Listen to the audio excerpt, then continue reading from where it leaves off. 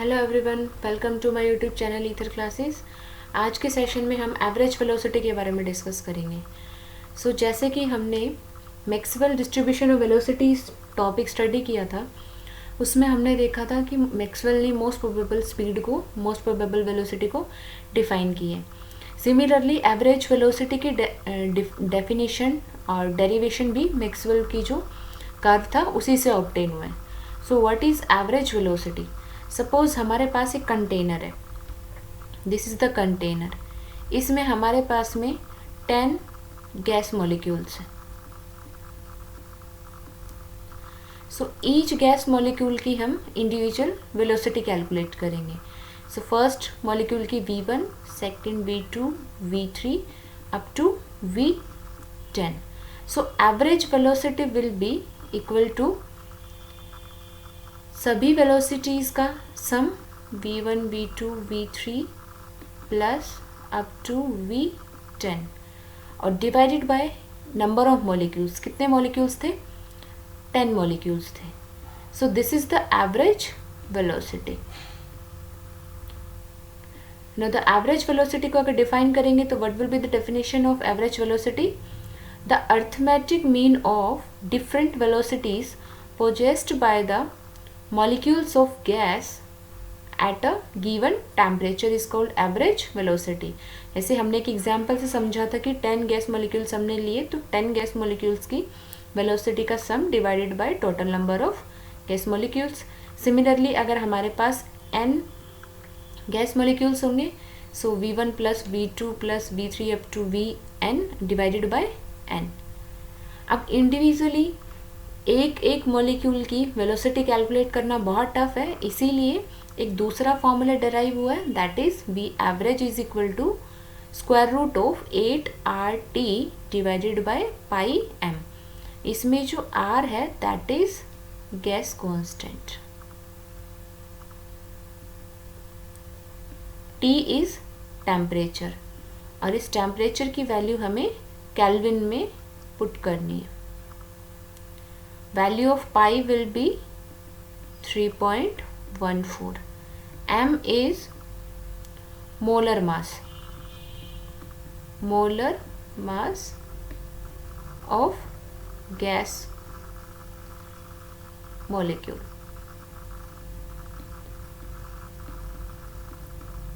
और gas particle.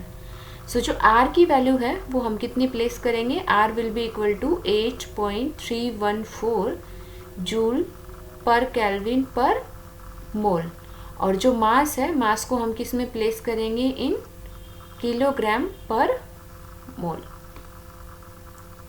इसको हम आगे न्यूमेरिकल से स्टडी करेंगे, इस फॉर्मूले का एप्लीकेशन हम आगे स्टडी करेंगे।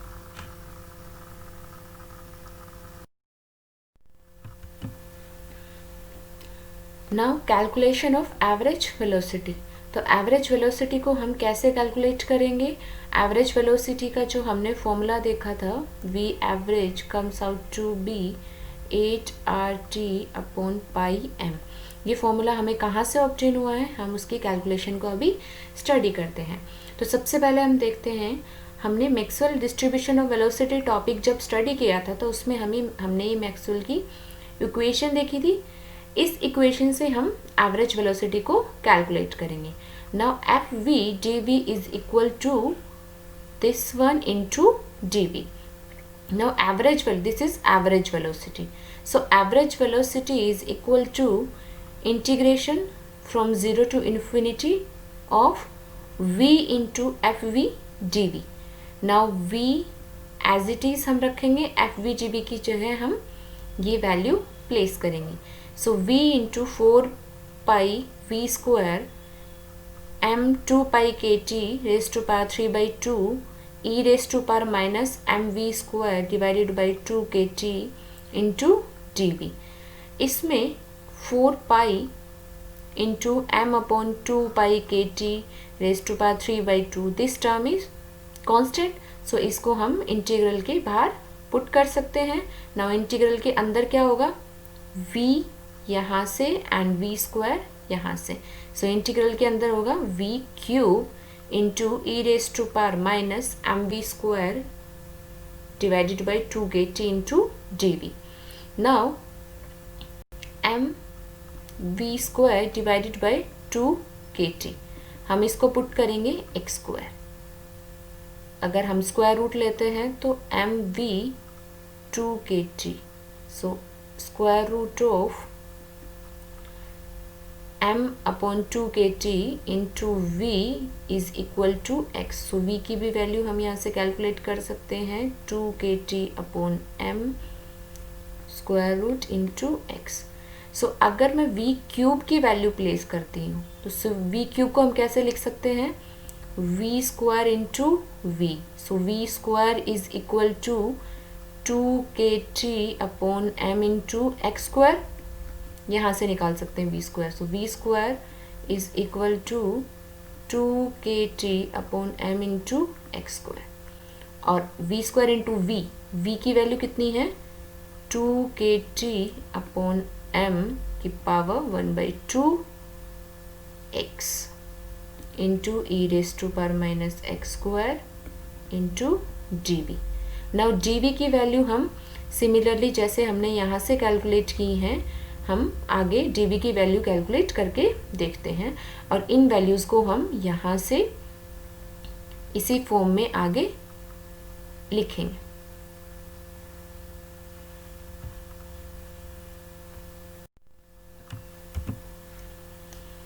एक्स स्क्वायर को जब जैसे हमने पहले भी अभी देखा है, एक्स स्क्वायर को हमने M we square divided by 2 kT put किया, उसके बाद यहाँ से स्क्वायर रूट लिया. So m upon 2 kT into V into X is equal to X. So यहाँ से अगर दोनों साइड डिफरेंशिएशन करेंगे सो हमें dv की वैल्यू ऑब्टेन होगी. dv will be equal to 2 kT upon m square it into dx. अब जैसे कि हमने पहले भी लिखा है, ये टर्म हमने कांस्टेंट थी जो बाहर लिखी थी, और जब हमने सॉल्व किया था तो हमने देखा था कि v स्क्वायर को हमने x के टर्म में लिखा था और फिर मीन्स v क्यूब को हमने v स्क्वायर इंटू वी की टर्म में लिखा था और फिर वहाँ से v स्क्वायर और v की वैल्यू पुट की थी. सो ये वैल्यू हमें वहाँ से ऑब्टेन हुई थी into X cube into E raise to power minus x square, और this is the value of dv. ना यहाँ से जो भी कॉमन कांस्टेंट है दिस इज कांस्टेंट, यहाँ से this value is constant and this value is constant. Constant को हमने इंटीग्रेशन से बाहर लिखा, इंटीग्रेशन के अंदर हमें मिला x cube into E raise to power minus x square into dx. इसको जब हम सॉल्व करेंगे, इसका जब हम इंटीग्रेशन करते हैं तो हमें ऑब्टेन होता है 1/2. सो इस पूरे की जगह हम 1/2 प्लेस कर सकते हैं और यहाँ से कैंसिल आउट करके हम v एवरेज की वैल्यू कैलकुलेट करेंगे.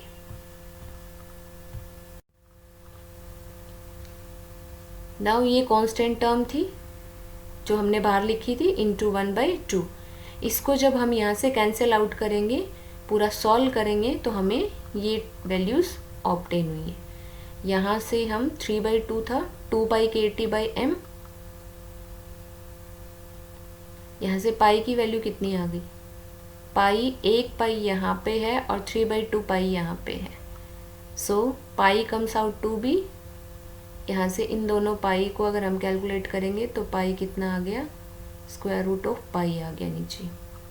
और यहाँ से हम 2 kT/m 3/2 यहाँ पे है और 2 यहाँ पे है. सो अगर इनको कैंसिल आउट करेंगे सो क्या मिलेगा हमें, 2 kT अपॉन m 1/2. ठीक है, इसको हमने अगर सॉल्व किया हमारे पास क्या ऑब्टेन हुआ, 4 into 2 kT/m square root into 1/2. यहाँ से 1/2 से ये 2 आ गया. तो 2 इंटू 2 को अगर हम स्क्वायर रूट के अंदर लिखेंगे so this will change into 4. So 4 into 2 kT upon m इस पूरे का स्क्वायर रूट, और इसको हम क्या लिख सकते हैं, 8 kT upon pi m. Pi भी था ना नीचे, यहाँ पे पाई भी था. So 8 kT upon pi m. So यहाँ से हमने क्या ऑब्टेन किया, m is the given mass.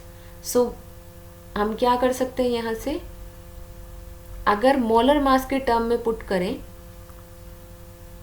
Means K is equal to R upon में अवोगैड्रो नंबर। ना अगर K की वैल्यू अगर मैं यहाँ से पुट करूँ so K will be equal to 8 into R upon Avogadro number into T pi into में M। So Avogadro number into में given mass, this comes out to be molar mass. So यहाँ से हम इस फॉर्मूले को ऐसे भी लिख सकते हैं। सो द एवरेज वेलोसिटी का जो एक्चुअल जो फॉर्मूला हमें ऑब्टेन हुआ है that is 8RT upon pi M। इसमें जो R है दैट इज गैस कांस्टेंट, इसकी वैल्यू हम 8.314 प्लेस करेंगे। T टेम्परेचर है, M इज द मोलर मास और मोलर मास को हम किलोग्राम पर मोल में रिप्रेजेंट करेंगे।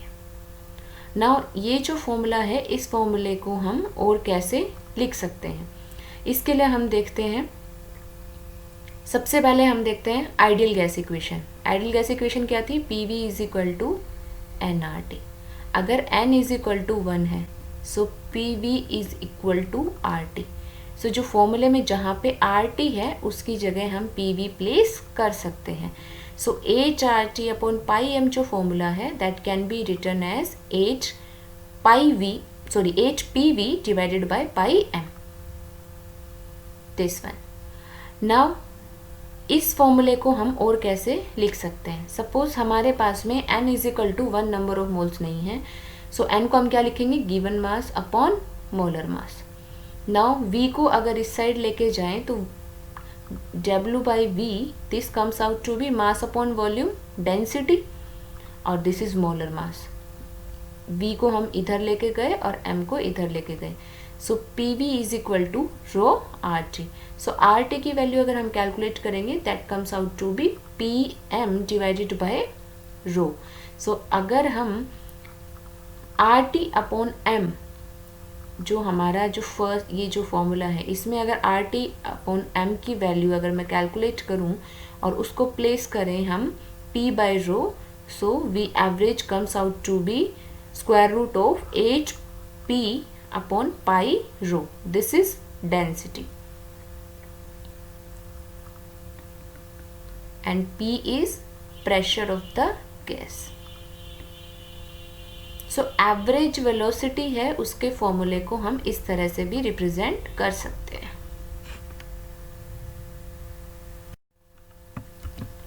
Now what will be the average velocity of a gas if the temperature is raised from 27 degree Celsius to 927 degree Celsius। Now T1 temperature is 27 degree Celsius। This is equal to 27 plus 273 Kelvin. This comes out to be 300 Kelvin। Now T2 temperature is 927 degree Celsius। This is equal to 927 plus 273, तो ये कितना आया? 1200 Kelvin। सो हमारे पास में T1 और T2 temperature आ चुका है। एवरेज वेलोसिटी का फॉर्मूला क्या था? V average is equal to 8RT upon pi M। सो अगर गैस मॉलिक्यूल है, सेम गैस मॉलिक्यूल है, उसका सिर्फ टेम्परेचर चेंज किया और एवरेज वेलोसिटी हमें देखनी है तो R भी सेम होगा और मास भी सेम होगा, pi is also constant. So हम क्या लिख सकते हैं कि V average is directly proportional to square root of the temperature. Now V average for first case divided by V average for second case is equal to कितना होगा? First V average is directly proportional to temperature, so first temperature divided by second temperature. यहाँ से value को हम place करेंगे और इसको solve करेंगे तो 3 ये 4 और यहाँ से ये आ गया 1/4 का square root, this comes out to be 1/2। Now V average second is equal to twice of V average first. So V average at temperature 927 degree Celsius is equal to 2 times of V average at temperature 27 degree Celsius. So 927 degree Celsius के ऊपर जो average velocity होगी that will be double as compare to the average velocity at 27 degree Celsius.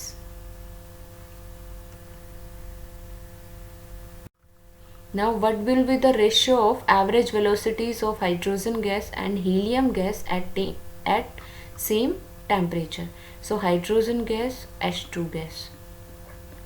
Hydrogen gas का molar mass कितना होगा? m of H2 is equal to 2 gram per mole. Similarly helium gas, helium monoatomic gas है, helium के अंदर सिर्फ एक ही atom use होता है. Molar mass of helium will be 4 gram per mole. Now average velocity, average velocity का formula क्या होता है? V average is equal to 8RT upon pi m. अगर टेम्परेचर सेम है तो average velocity is inversely proportional to the square root of the molar mass. So V average is inversely proportional to square root of molar mass. Now V average of hydrogen gas divided by V average of helium gas, this will be equal to molar mass of helium gas upon molar mass of hydrogen gas. और यहाँ से अगर मैं square root के अंदर लिखती हूँ molar mass of helium is equal to 4, molar mass of hydrogen is 2, so this is equal to root 2. So the ratio of V average of hydrogen gas to the ratio of V average of helium gas, this comes out to be square root of 2. So this is the answer.